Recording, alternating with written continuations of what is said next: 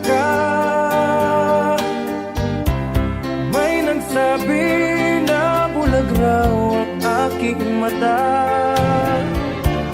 Ang sagot ko, hindi bali ng bulag.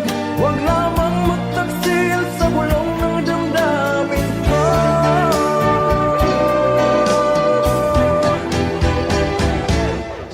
Kasalanan bang umibig nang walang hanggan? Kasalanan bang umibig ng buong tapat?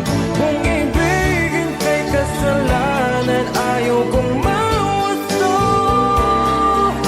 Sa pagkakamali, ayaw kong gumising. Kasalanan bang umibig nang walang hanggan? Kasalanan bang umibig ng buong tapat? Kung ibigin kay kasalanan, ayaw ko